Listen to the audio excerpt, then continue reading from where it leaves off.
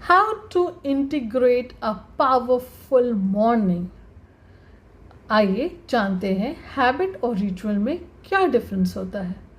Habit वो होता है जो आपके बॉडी में ऑटो पायलट मोड में चलता है। जैसे आप सुबह अगर उठते हैं तो आप ऑटोमेटिकली वॉशरूम जाते हैं और आप ब्रश करते हैं, तो उसमें आपको अपने अंदर कुछ नया चेंज लाने की ज़रूरत नहीं है। वो आपकी बॉडी में सिंक्ड है कि once you wake up you have to go to the washroom, freshen up and कम।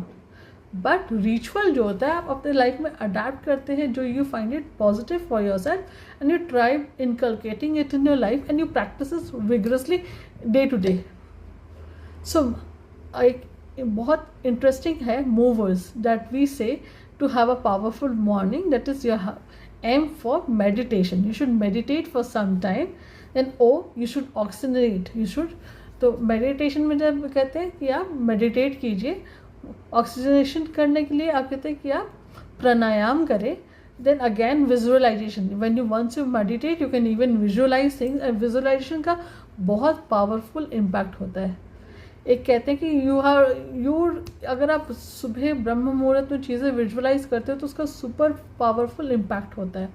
जैसे एक रिसर्च कहती है कि there were 2 groups of people, one were taught how to play piano physically, other one was doing it mentally. 3 months later उन दोनों के जो experiences थे या जो लर्निंग थी वो ऑलमोस्ट इक्वल था। So it's very important, it's super powerful to visualize things that you want to adapt in your life.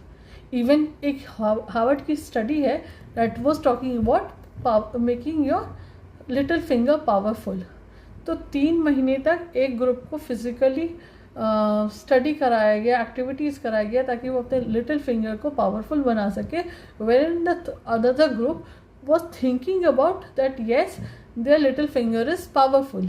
और रिसर्च के बाद 3 महीने के बाद पता चला कि दोनों के टाइनी फिंगर का जो पावर था वो इक्वल था, वो सेम था। So it's very important, it's very impactful, it's super powerful to visualize thing. Again, if I talk about, now comes E, that you need to exercise.